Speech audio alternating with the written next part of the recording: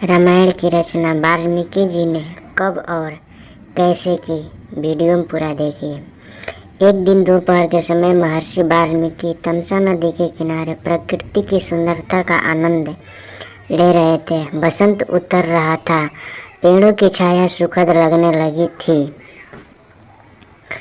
One पर्वत सब हरे भरे थे। तमसा मंद गति से बह रही थी। नदी का जल निर्मल था, उसमें तैरती हुई मछलियाँ चमक रही थी और नदी ताल भी साफ दिखाई दे रहा था। हरे भरे वन में सब भांति भांति के पक्षी कलरव कर रहे थे।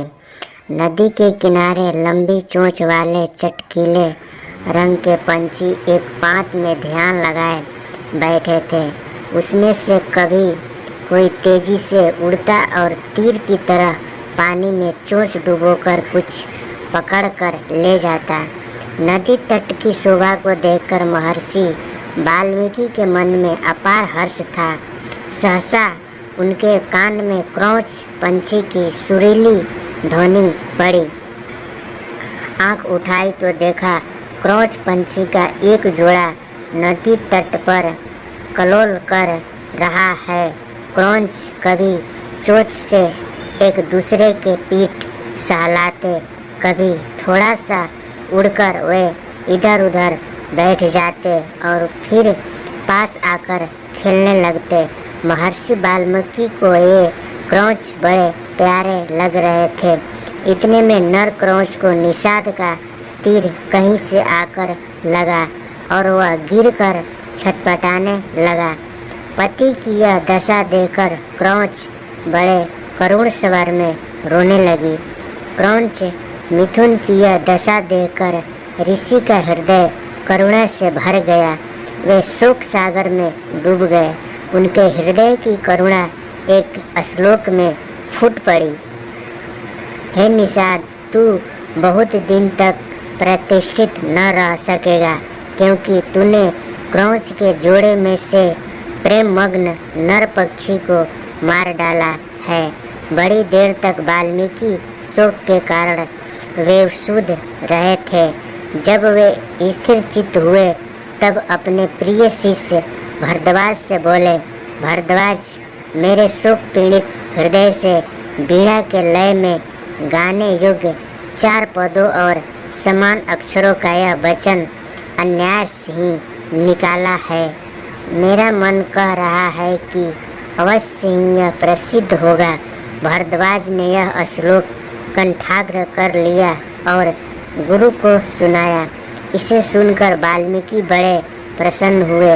उन्होंने स्नान किया और वकल वस्त्र पहनकर शिष्य के साथ वे अपने आश्रम को चल दिए।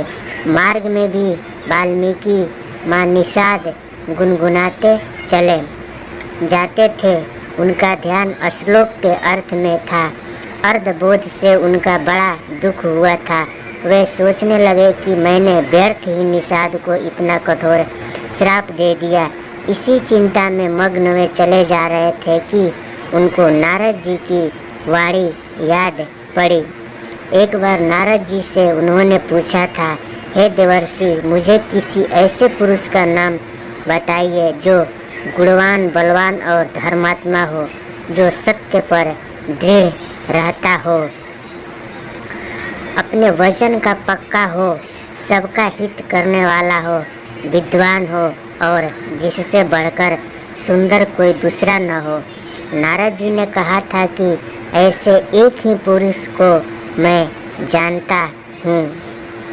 वे इच्छुक वंश के राजा दशरथ के पुत्र राम है। वे सब तरह से गुणवान और रूपवान हैं और जब क्रोध करते हैं तब डर के मारे देवता और दानव भी कांप उठते हैं।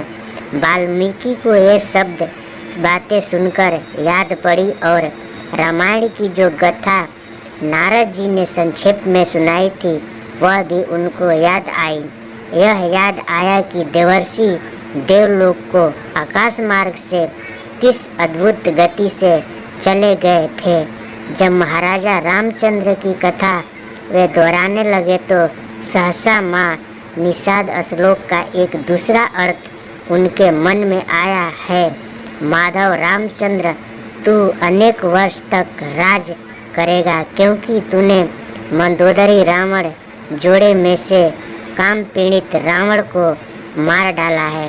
यह अर्थ मन में आते ही उनकी चिंता मिट गई, परंतु माँ निषाद श्लोक उनके मन से नहीं निकला। वे उसे प्रायः गुनगुनाते रहे। एक दिन वाल्मीकि जब ध्यान में बैठे हुए माँ निषाद गुनगुना रहे थे, सृष्टि के रचयिता ब्रह्मा जी ने उनको दर्शन दिए।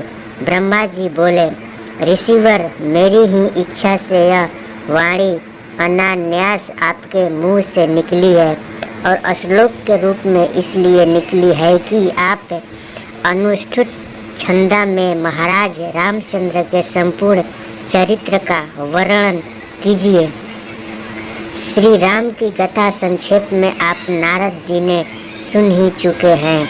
मेरे आशीर्वाद से राम, लक्ष्मण, सीता और राक्षसों का गुप्त अथवा प्रत्यक्ष सब वृतांत आपकी आंखों के सामने आ जाएगा। जो आगे होगा वह भी दिखाई पड़ेगा, अतः जो आप लिखेंगे वह यथार्थ और सत्य होगा। इस प्रकार आपकी लिखी हुई रामायण इस लोक में अमर हो जाएगा। इतना कहकर ब्रह्मा जी अंतर्ध्यान हो गए। वाल्मीकि श्लोकों में श्री राम के चरित्र का वर्णन करने लगे। सब श्लोक मधुर और सुंदर थे। उनका अर्थ समझने में भी कोई कठिनाई नहीं होती थी। उनके सामने राम, लक्ष्मण, सीता, दशरथ और दशरथ की रानियों का हंसना, बोलना, चलना फिरना प्रत्यक्ष हो गया और वे बिना रुके रामायण की कथा लिखते रहे। 24,000 श्लोकों में उन्होंने पूरी रामायण लिख डाली। वीडियो अच्छी लगी हो तो वीडियो को लाइक कर देना, शेयर करना और कमेंट भी करना फ्रेंड्स। तो फ्रेंड्स, कमेंट बॉक्स में कमेंट करके ज़रूर बताएं कि आपको आज का हमारा वीडियो कैसा लगा। कमेंट बॉक्स में कमेंट करके ज़रूर बताएं। हमारे वीडियो को लाइक ज़रूर कर देना। हमारे चैनल पर नए हो तो चैनल को सब्सक्राइब कर लेना। घंटे के निशान पर प्रेस करके बेल आइकन दबा देना ताकि सबसे पहले नोटिफिकेशन आप लोगों को मिले जो कोई वीडियो अपलोड करे।